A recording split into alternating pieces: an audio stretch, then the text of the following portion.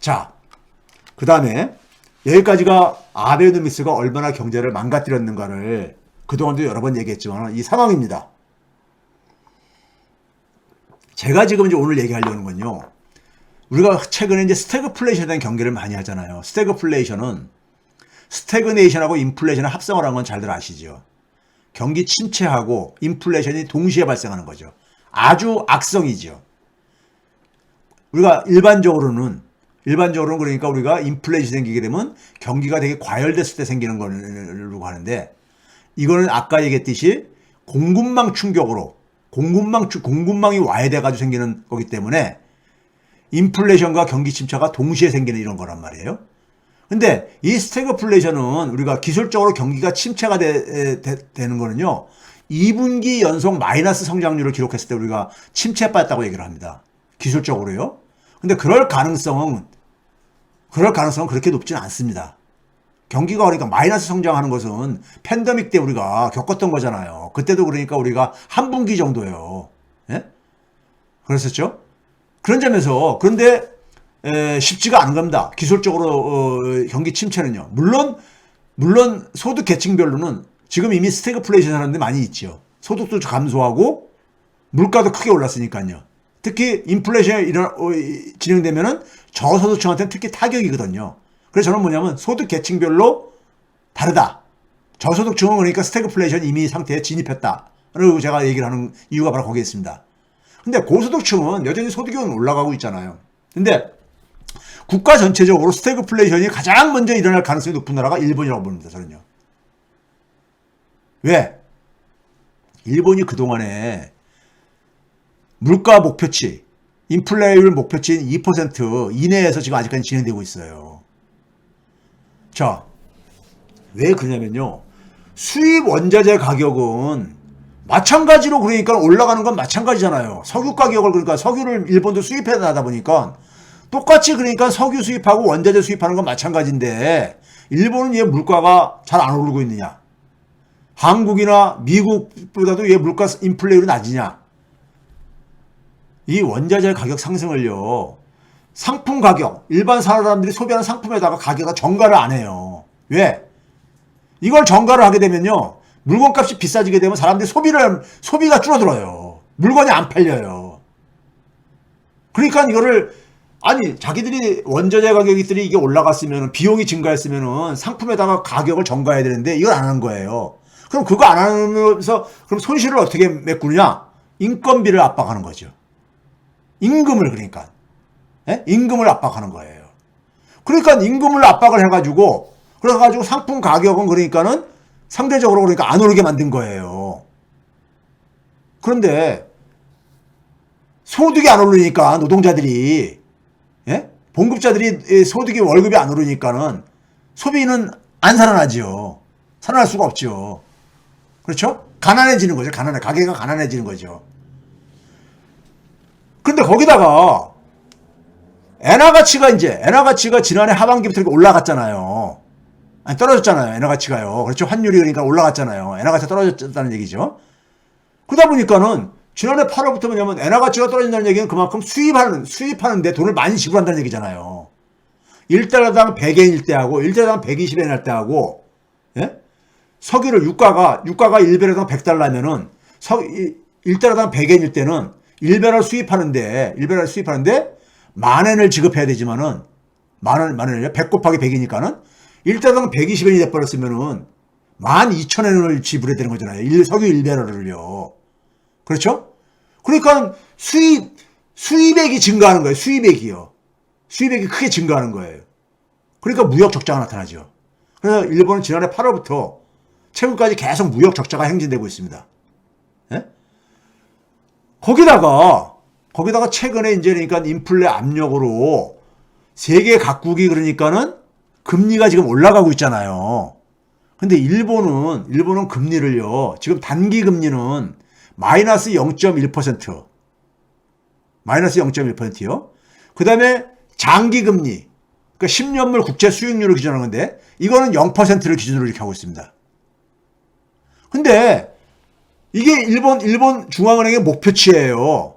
단기 금리는 마이너스 0.1%, 장기 금리는 그러니까 0%. 지금 뭐냐면은 정부가 국채를 발행해도 이자를 하나도 지불 안 한다는 얘기예요. 그래서 일본이 국가 부채가 굉장히 커도 이자 부담이 오히려 줄어들어가지고 견디고 있는 이유인 거예요. 근데 최근에 갑자기 일본의 금리가 올라가기 시작한 거예요. 올라가기 시작하니까는 일본 은행의 목표치를 벗어나니까는 무제한 채권 매입을 선언한 거예요. 채권을 매입하려니까 돈을 다시 찍어내야 되는 거잖아요. 지난해는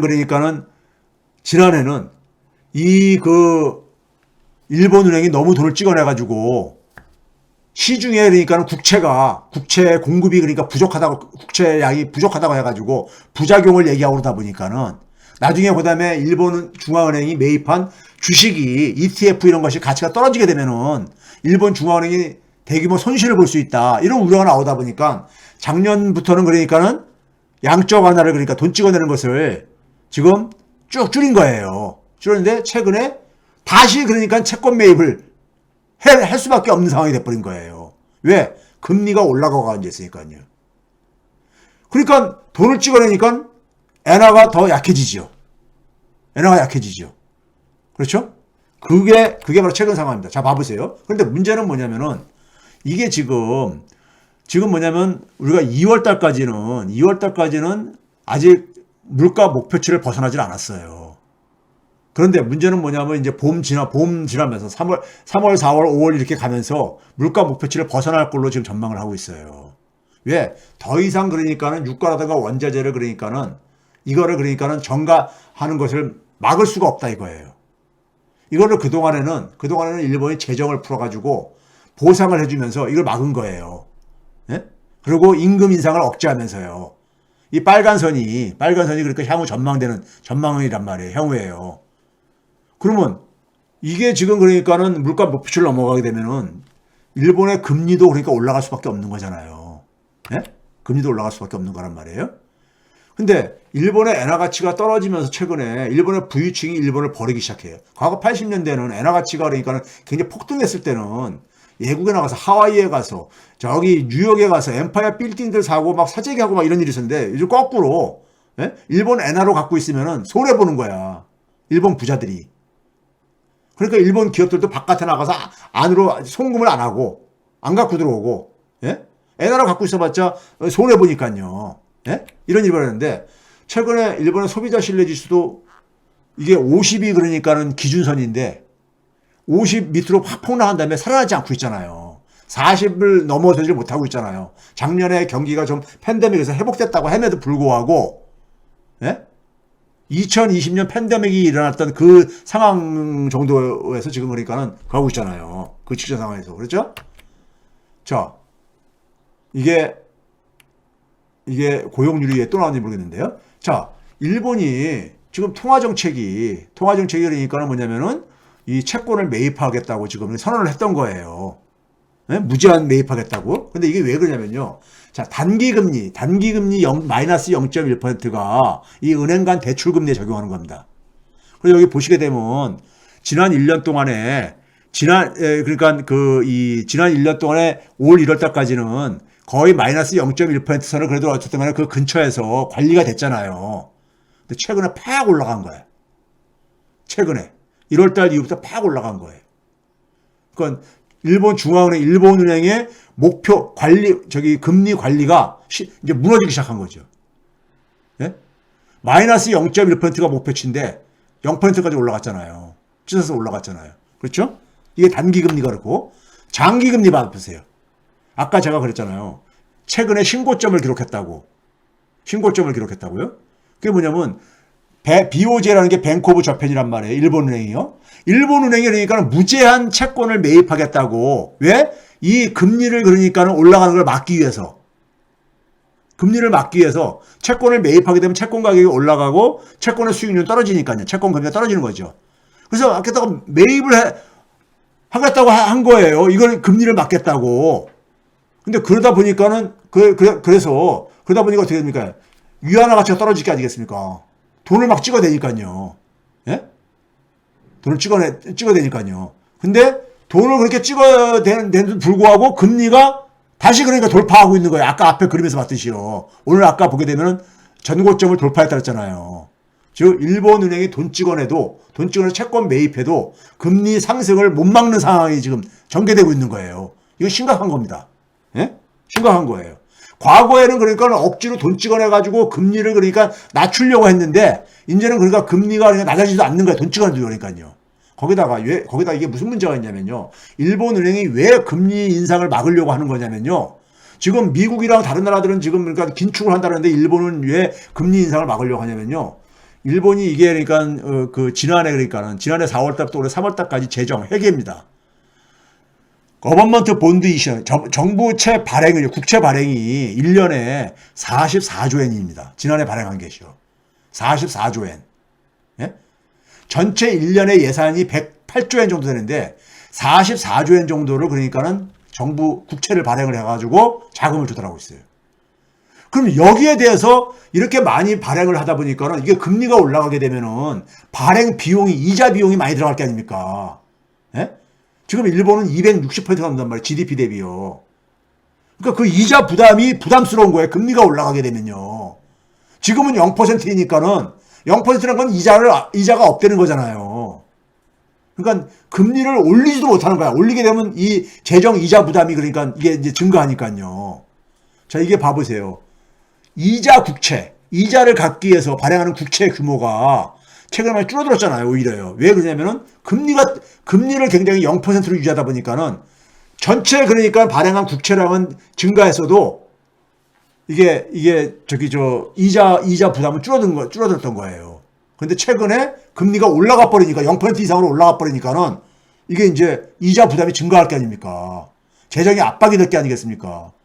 그 일본은 지금 그러니까 예를 들어서 경제가 살아나면서 금리가 올라가면 괜찮아요. 그래도요. 왜? GDP가 증가하게 되면은 세금 수입도 증가하니까는 이자 부담이 증가해도 견딜 수가 있는데 GDP는 지금 그러니까 떨어지고 있는데 이자 부담이 증가하면은 어쩌란 얘기예요. 예? 그래서 제가 진퇴양난에 빠졌다는 거예요. 일본이요. 거기다가 국채 만기까지 남은 기간이 여기 지금 맨 밑에 빨간 박스에 놓은 것이요. 1년 미만짜리 만기가 1년도 안 남은 거. 이게 한 17%로 가장 많아요. 예? 많은 것 중에 하나예요. 국채 중에. 그러니까 뭐냐면 단기 국채를 많이 발행한 거야. 왜? 금리가 낮으니까. 마이너스 0.1%니까요.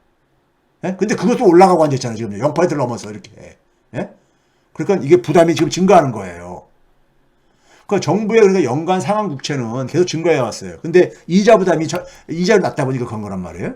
자, 그러면 지금 이제 정리를 한번 해봅시다. 일본 경제라는 것은 내수가 가계 소비는 계속 줄어들어요. 왜? 임금이 안 오르니까. 임금이 안 오르니까요. 우리 줄어들고 앉아있는데 지난 20년 동안에. 그렇죠? 그러니까 내수가 가계 소비하고 기업 투자가 살아나지 않고 있잖아요. 내수의 양대축이. 그러다 보니까 수출에 목을 매는 거예요. 수출에 목을 매다 보니까는 엔화 가치를 떨어뜨리려고 양적 완화를 했던 거예요. 그런데 이것도 한계 상황에 도달한 거야. 그래서 이제 멈춘 거예요, 거의요. 예? 예, 무역 적자가 이게 계속 심해지니까는 엔화 가치를 떨어뜨리니까 무역 적자가 심해지니까는 이런 부작용이 나타나니까는 그리고 시장에 그러니까 국채 공급이 너무 그러니까 이게 말라가고 앉아 있고, 예? 그리고 일본 은행에 돈 찍어가지고 ETF 같은 주식을 매입하고 오는데 이게 손실 볼 가능성도 있고 그러다 보니까 이걸 지난해부터 이제 멈추기 시작한 거예요.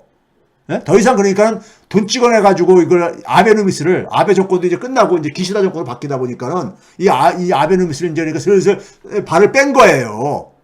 뺐는데 뭐냐면은 최근에 우리가 팬데믹 이후부터 새로운 형태의 경제 위기가 온 겁니다. 뭡니까?